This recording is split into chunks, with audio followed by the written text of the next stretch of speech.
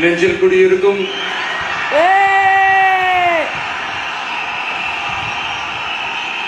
உங்கள் அனைவருக்கும் என்னுடைய வணக்கம்.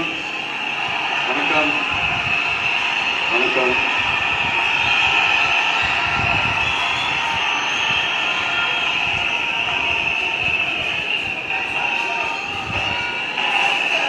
என்ன சொல்றது, எப்படி ஆரம்பிக்கிறதுன்னு தெரியல.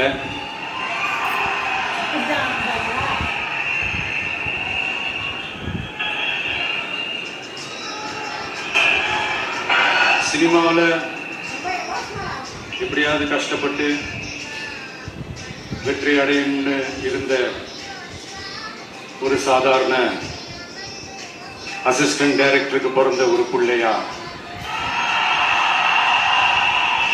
எனக்கும் வாழ்க்கையில வறுமைனா என்னன்னு எனக்கு நல்லாவே தெரியும்,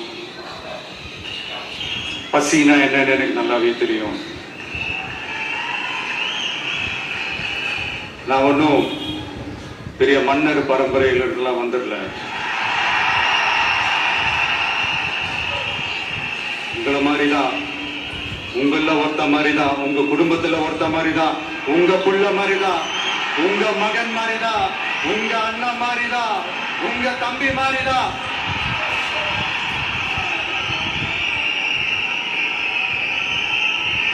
அப்படிதான் நான் உணர்றேன். நீங்களும் என்ன அப்படி நினைச்சதுனாலதான் சினிமாவில் எனக்கு ஒரு மிகப்பெரிய ஒரு இடத்த ஒண்ணு கொடுத்தீங்க. அதையெல்லாம் விட்டுட்டு உங்களுக்காக நன்றி கடன் செலுத்துறதுக்காக அரசியலுக்கு வந்த உங்க விஜய, இந்த விஜய, நீ வா விஜய், நாங்களா இருக்கோம், பாத்துக்கிறோம். விஜய் தம்பி நீ வா, நாங்க இருக்கோம். விஜய் தம்பி நீ வா, நாங்க இருக்கோம். அண்ணா நீ வாடா, நாங்களா இருக்கோம். நண்பா நீ வா, நண்பா நாங்களா இருக்கோம் சொல்லி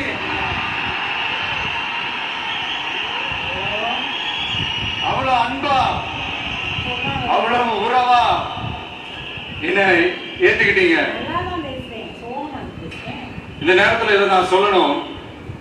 இந்த டிராவல்ல, இந்த ப்ராசஸ்ல எனக்கு எவ்வளவோ கஷ்டங்கள், எனக்கு எவ்வளவோ அந்த அவமானப்படுத்தினதெல்லாம் ஒரு பக்கம் இருந்தாலும் எனக்காக கூட நின்ன உங்களுக்கும் அதே மாதிரி கஷ்டங்கள், அதே மாதிரி அவமானங்கள், அதையெல்லாம் நீங்க பெருசா எடுத்துக்காம, அதையெல்லாம் நீங்க பொருட்டாவே எடுத்துக்காம, என்னோட வலிகளை, என்னோட வேதனைகளை உங்களோட நான் நினைச்சு என் கூடவே நின்னு இன்னைக்கு சி ஜோசப் விஜய் எனும் நான்